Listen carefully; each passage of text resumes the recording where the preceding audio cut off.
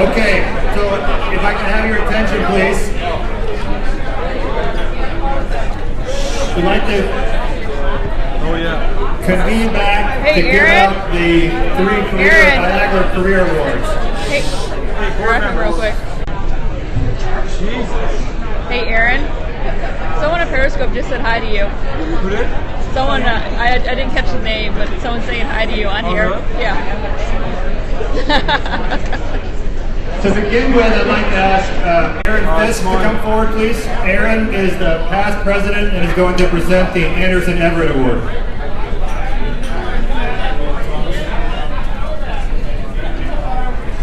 Hello, everybody. Doug. I'm trying to. Doug. Sorry, Aaron. Sorry, I'm loud. I'm allowed to be loud because I'm So I'm here to announce the Anderson Everett Award. This award was first presented in 1979, recognizes important and continued contributions to the association over a period of years. The award honors the efforts of David Anderson and Margaret Everett for their significant early contributions to the association and the Great Lakes.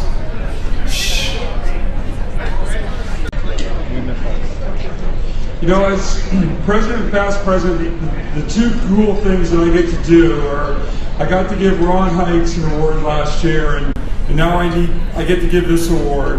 And it's amazing to me that this year's winner is actually getting this award and has not previously won this award. So the 2017 Anderson Everett Award recipient is Bob Hecky.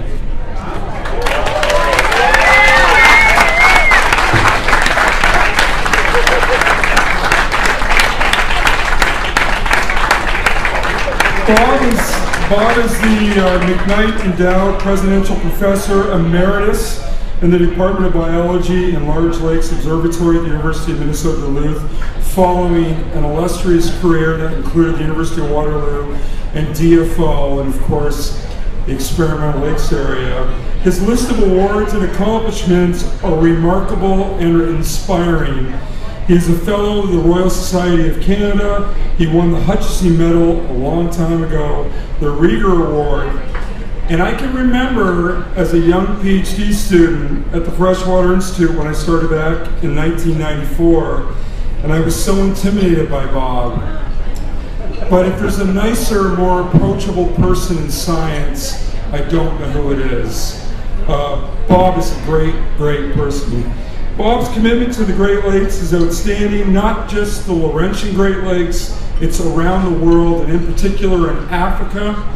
He has been the editor-in-chief of the Journal of Great Lakes Research since 2012, and he is doing a remarkable job. The quality of the journal and the respect for the journal, both through Stephanie's work and Bob's work, is amazing. He's the Canadian Commissioner for the Great Lakes Fisheries Commission. His excellence in research related to limnology in the Great Lakes is really hard to find. I must throw a comment out on the nearshore shelf hypothesis, which is Bob's idea and really has, in my opinion, driven a lot of the research, important research that's going on in the Great Lakes, or wonderful Great Lakes. Maybe the most important thing that Bob has done is his amazing history of mentoring excellent students and postdocs who are driving Great Lakes and limnology research. So join me in congratulating Bob Hecky as the 2017 Anderson Everett Award winner.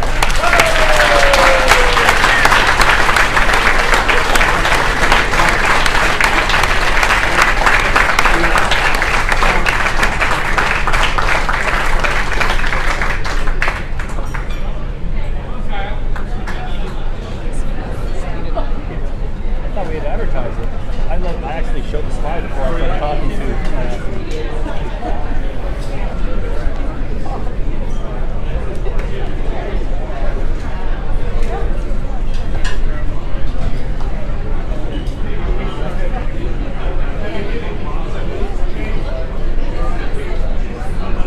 Next, I'd like to ask Doug to be quiet and to invite Dunlop up to present the Jack Valentine Award.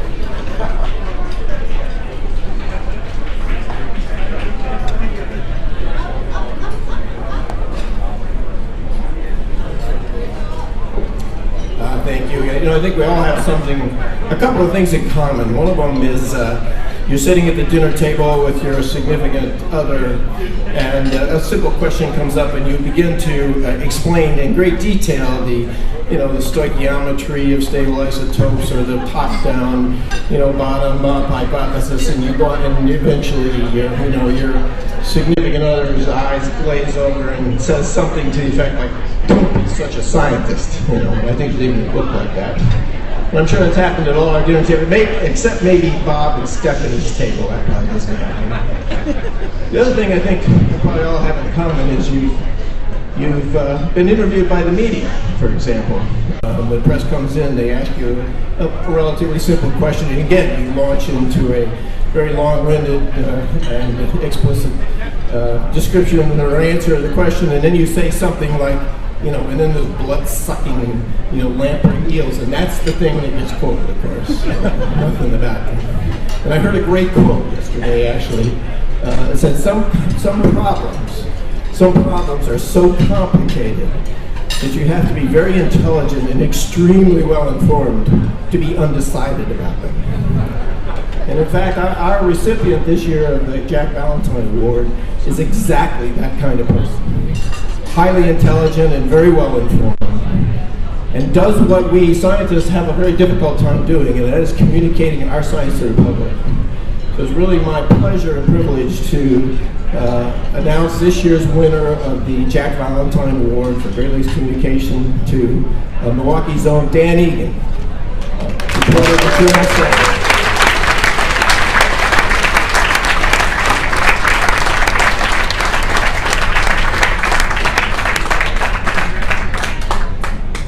Thanks a lot. This is an intimidating crowd for me because I'm not a scientist. I have a degree in history, but I work with scientists and I rely on them entirely, and a lot of people in this room and at this conference have helped me along the way, and I'm just happy that they're willing to share their time with me so I can help tell the public the story of the Great Lakes, because we all need the public to understand what's going on and what needs to be done to protect and to keep the lakes from slipping backwards, which they may be in danger of doing if things keep heading in the direction they are politically. So I'll leave it at that, but I could not do this job without the patience of so many of the Great Lakes scientists walking me through things, because I'm an idiot, but I write for idiots, so not idiots, but I'm a common person. Anyway, thank you. It's available on Amazon.com. The Death of Life of the Great Lakes, standing in the office.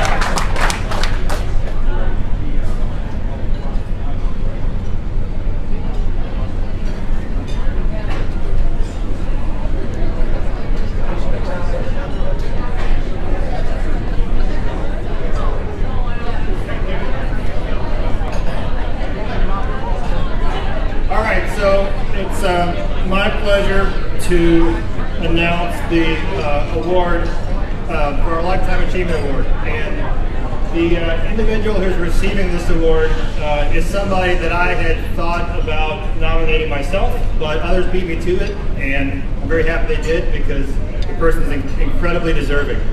A little bit about this individual. After receiving their BS and MS from MSU, they had a short stint with the US EPA before starting in 1975 in a more permanent position with the US Federal Lab. I'll say a little bit about their research contributions in a second, but first I'll point out that this individual has also served IAGLR in many capacities. They were on the IAGLR board. They were the president of the IAGLR Association in the past. They served as an associate editor for the Journal of Great Lakes Research for 19 years. They won the Chandler Meisner Award and also the IAGLR Editors Award. I think the best way to summarize the contribution of this individual to Great Lakes science is to read some of the quotes from the different people that wrote letters in support of this nomination. So this person was the right person in the right organization at the right time to study the invasion of dreissenid mussels. His work and coverage changed the way we view unintentional introductions. His influence is inescapable at IAGLR meetings. His published work is cited repeatedly during talks involving dreissenid mussels and their influence on the lakes. His almost 50-year-long and extremely distinguished career in Great Lakes ecology is very diverse and includes the study of long-term trends in benthic communities, the role of benthic invertebrates in the cycling of contaminants and nutrients, and trophic interactions between benthic communities and the upper food web. In particular, this individual is known for their key contributions to document the spread of dreissenid mussels throughout the Great Lakes, to document the decline of Diphtheria throughout the lake, and exploring the causes and consequences of these changes. I'll also note that this guy is a super nice guy. As one of the letter writers pointed out, he's an amazingly humble man who always listens and is very attentive to others. He's a respected and trusted representative of the Great Lakes science community. He's an ambassador for the lakes. He works easily with people from many backgrounds, has an incredibly approachable nature, excellent mentor. He's enthusiastic, energetic, and one of my favorites, he's the godfather of Diphtheria research.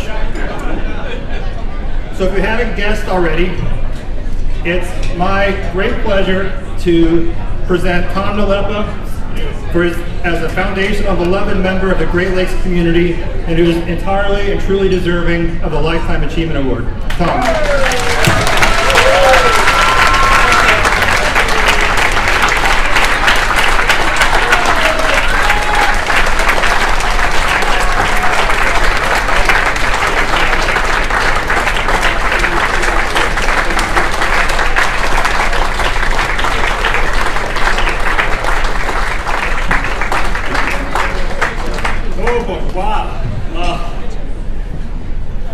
This is indeed quite an honor. Thank you, Thomas, for that warm welcome and introduction. I got to thank the awards committee, first of all, and also all those who nominated me. This was quite a surprise. Thank you, I really appreciate it. I got to say, receiving this award is really kind of special for me. I've long been a member of IAGLR, and IAGLR has had a special place in my heart. My first scientific talk was at an IAGLR conference, and my first scientific paper was in the journal just after it became a journal. It's also special to me because we're here on the beautiful Detroit River, right? I'm a native Detroiter, born and raised in Detroit.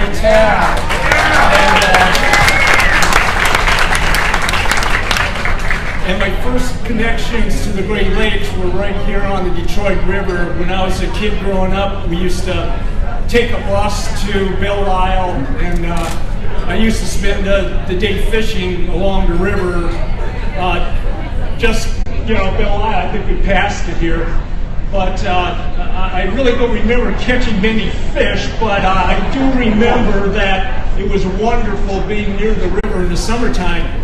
And I was walking along the river yesterday, and I said, well, after 50 years, something's never changed. I'm still not a fisherman, but I do enjoy being near the river all the time. When I found out about the award, I was asked to say, a few words. And my first thought was, boy, do I have a lot of people to thank. So please bear with me. And Thomas said, well, you can't be too long and you can't be too short, so just kind of keep it somewhere in the middle. So that's what we're going to try and do. Boy, lifetime achievement, that's indeed an honor. I can honestly say that when I look back at my career, I really wasn't aware that I was achieving anything, really. I was concerned with asking the right questions and doing good science to answer those questions. I think most of all, I wanted to present something or leave behind something that was informative and useful for others to build on. And I think also with looking back at my career, there were some remarkable events that occurred. I think it's events that occur only once in the course of your career. And for the most part, I was just being in the right place at the right time and having the resources to take advantage of that opportunity. I think in other cases, I was in the right place at the wrong time. In the case of that was that's when I really started studying the benthos in the first place. When I started at EPA with my first career job, I was fresh out of Michigan State, where I studied the zooplankton in western Lake Erie. Yeah! There you go. Zooplankton guy? Yeah! All right. But soon after, within a few months of starting at EPA, I got married, and when I got back from my honeymoon, I stopped into the office to check on things and say hi to everybody. And when I got back, I remember it was on a Thursday, they told me, you're going to catch a ship to Lake or catch a flight to Lake Ontario on that Monday to help sample the benthos of Lake Ontario. And this was for the IAGLR project back in 1972. And I thought, well, that's quite something. And I found out later that no one else wanted to sample Lake Ontario for a week in November. And since I was the newcomer and gone at the time the sampling request came in, I was the chosen guy. And besides the fact that I was seasick for just about that whole week, it turned out okay, because my first scientific talk and my first scientific paper was about the benthos of Lake Ontario. So when I think back on that first trip after our honeymoon and all the subsequent sampling trips that I went on, sometimes pretty extended, I gotta give my first special thank you to my wife, Sherry, who put up with me being gone all the time. So she's really a partner in any of the successes that I've had, really.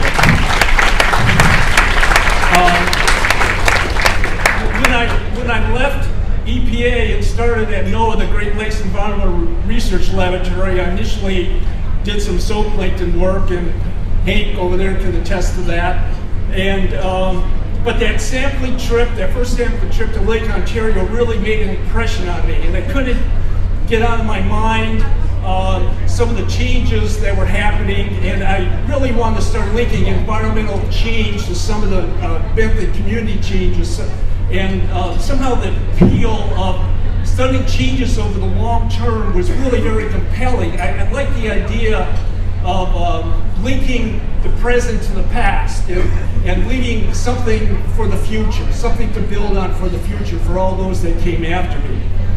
And frankly, I was really frustrated by that Lake Ontario paper that I was writing, because I had a good set of data to explain the spatial changes, but I had no long-term data which to compare if what I was seeing was within the realm, within the range of what might be expected. So I was determined then to set out with the goal of looking at long-term change. And I got to thank Andy Robertson, who was our group head at the time, who helped me crystallize some of those ideas. We hit upon southern basin of Lake Michigan. because there was some good 60s data collected at the time, and our ship was completely located in Grand Haven. Of course, the question at the time was, okay, this is the clicker.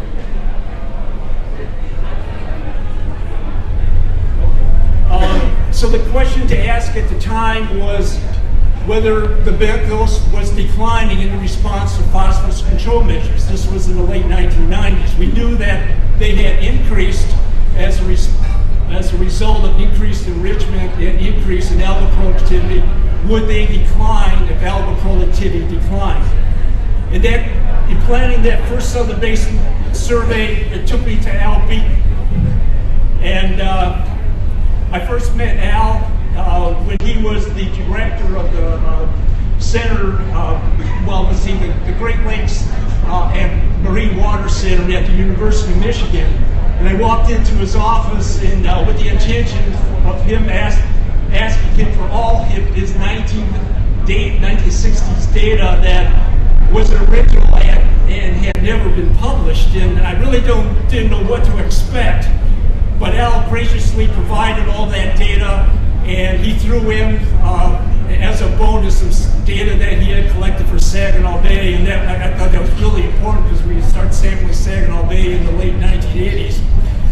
But I expected to take a look at the data, maybe get copies of it and leave, but boy, Al, we talked for I don't know how long about the value of long-term data sets and historic data. And I remember leaving his office so very charged up and determined to do that first Southern Basin survey.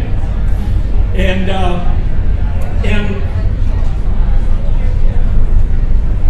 so right after that survey, this was back in 1980, we continued on doing these surveys.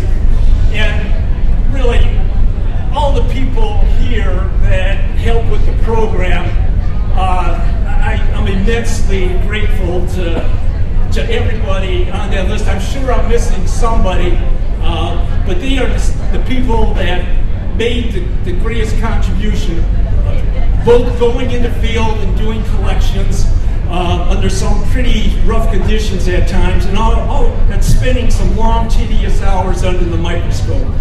I'm certainly grateful, and I really. There's more people on this list. There's summer fellows and volunteers and so many other people that lend a hand in it all. But these are the people I remember and that stayed the longest and contributed both in the field and in the laboratory. So I really share this award with all of you. And thank you so much.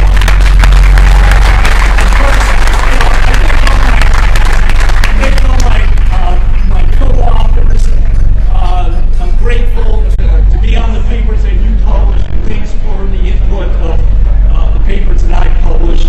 And I also got when you do big surveys like this, I also threw in Greg Lane because he never picked a sample or went out on the boat, but he's the one that he took the data and he generated all those blue figures. And to me, it made the data come alive and really illustrate some of the dramatic changes that we were seeing. So thanks to Greg. And when you do big surveys on these big lakes, you need big ships. So I thank the crews of the Lake Guardian and Glenpool for providing the ship, and for the Limnos and Environmental Canada at the time for providing the Limnos. But I got to thank especially the crew of the Laurentian, because they were so supportive of all these sampling periods. In understanding what I always would say, let's see if we can take one more sample. Can we get another sample in?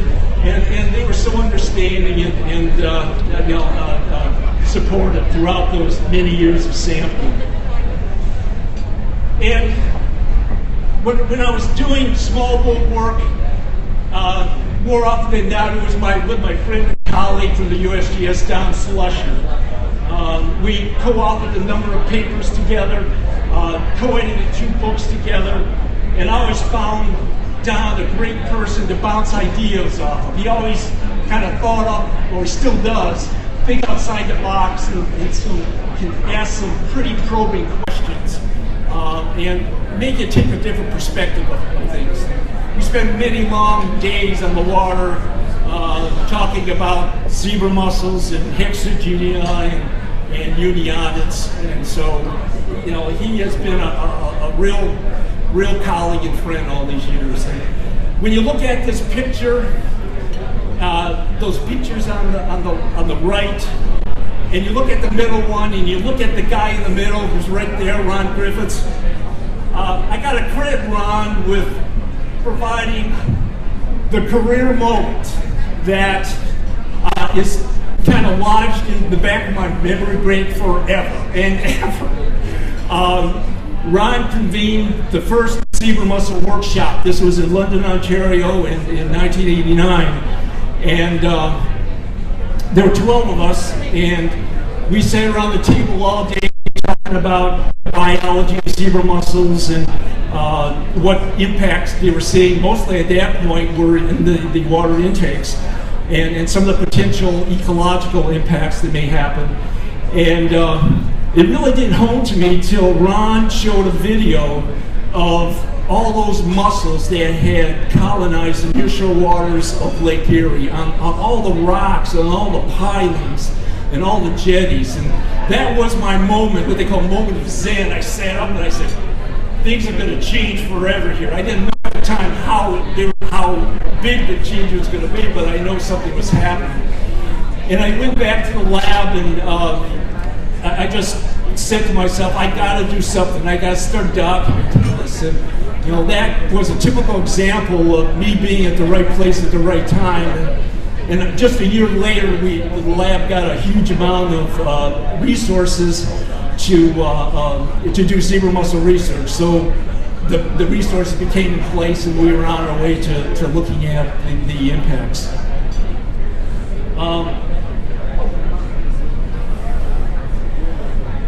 And I was sitting in. Another thing I want to do is I really want to thank Don Scavia and Jen Reed at the University of Michigan, because when I retired from NOAA, they provided a position in which I was able to finish a number of projects, and I think important for me was to become part of a teaching team to perhaps share some of my information and help shape the future generations of Great Lakes science and managers. And boys, I've stared at a couple of the students right here that took the course. That's great. And so, when I was at the zebra mussel or the Dreissena session yesterday, I saw this graph that Ashley presented, and I started thinking back and said to myself, yeah, perhaps I did leave a little something behind that I can build on. And that was pretty gratifying. And I'm grateful to Ashley for carrying on that work and for girls to support the work. Thank you very much. And I'm saving my last thank you for all of you, members of the Great Lakes community and IAGLR. You've been a constant source of motivation and inspiration. So I thank you from the bottom of my heart.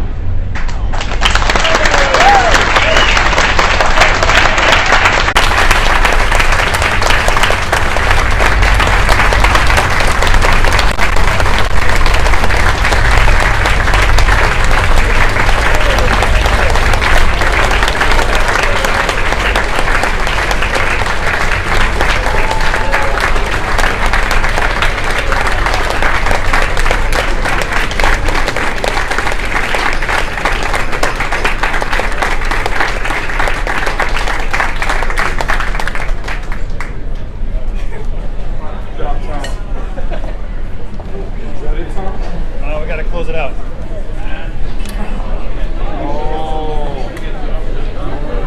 All right, so when I was a grad student and came to IAGLR meetings, I remember folks receiving the Lifetime Achievement Award, and it was really touching to hear them talk.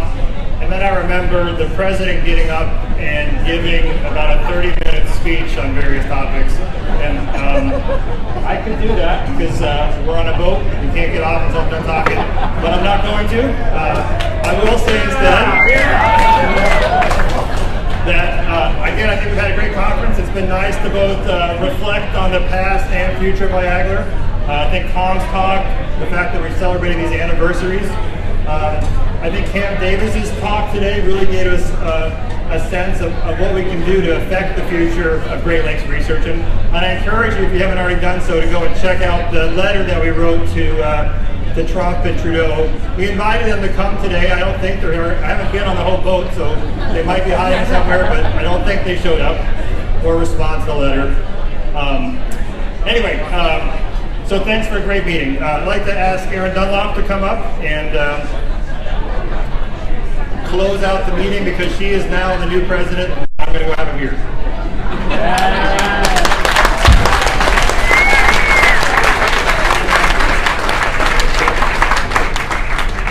All right, thanks. First of all, I'd like to thank Thomas for his service to IAGLR as president over the past year.